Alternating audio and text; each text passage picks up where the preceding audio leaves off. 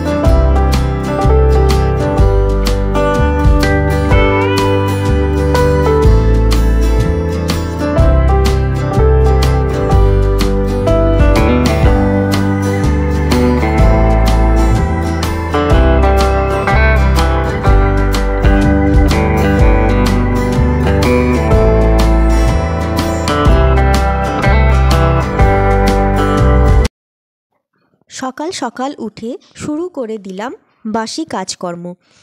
আর শীতের সকালটা বেলার দিকে খুব সময়টা তাড়াতাড়ি কেটে যায়, অথচ কাজের শেষ থাকে না।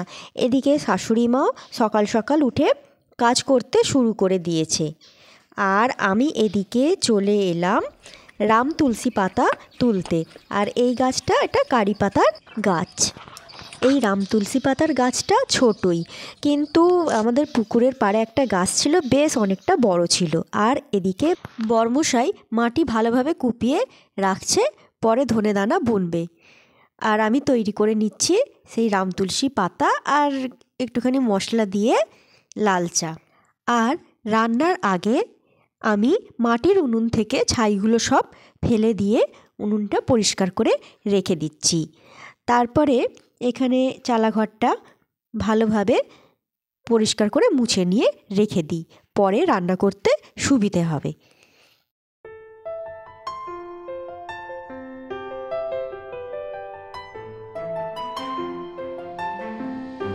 এই কাকু পাড়ায় পাড়ায় ফল বিক্রি করেন, আর এনার কাছ থেকেই আমরা যতবারই আসেন ততবারই ফল কিনে থাকি। তো আজকে এনেছিলেন আতা, আপেল আর কমলা লেবু। তো আতাটা নিলাম না, কমলা লেবু আর আপেলটা নিয়েছিলাম। তারপরে আমি চলে এলাম এদিকে দুপুরবেলা রান্নার জোগাড় যাতে করতে। প্রথমে রান্নার জন্য এক বালতি জল তুলে রেখে দিয়ে আসলাম। আর চালাঘরে রান্না করার থাকলে জল, মশলা আরও অনেক কিছুই ওখানে বয়ে নিয়ে যেতে হয়। আর তারপরে তো এখানে আমি হাঁড়ি কড়াতে কাদা মাটি মাখিয়ে রেখে দিচ্ছি, যাতে তাড়াতাড়ি পোড়াটা উঠে যায়। আর এদিকে শাশুড়ি মা বসে পড়েছেন সবজি কাটতে, আর আমি চলে গেলাম চালাঘরে রান্না বসাতে। এদিকে ভাত হয়েই এসেছিল, আর আজ হবে মোচার বড়ার ঝাল, মূলো শাক ভাজা আর কাঁচকলার কোপ্তা, সাথে হবে কাতলা মাছের ঝাল। তো আমি এখানে মোচার বড়াটা করে নিচ্ছি, আর শাশুড়িমা বলেছিলেন যে উনি তৈরি করবেন মূলো শাক ভাজা আর কাঁচকলার কোপ্তাটা, তাই এখানে রান্না করতে লেগে গেলাম।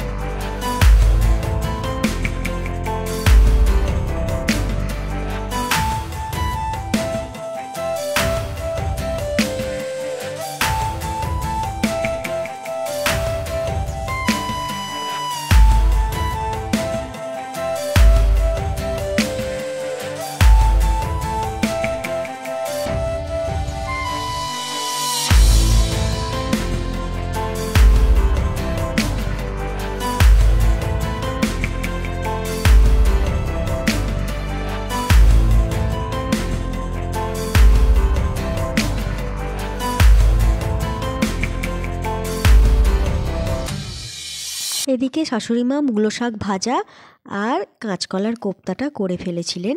আর সব রান্না হয়ে যাবার পর পোড়া হাঁড়ি কড়াগুলো পুকুরেতে অনেকক্ষণ ভিজিয়ে রেখে দিয়েছিলাম।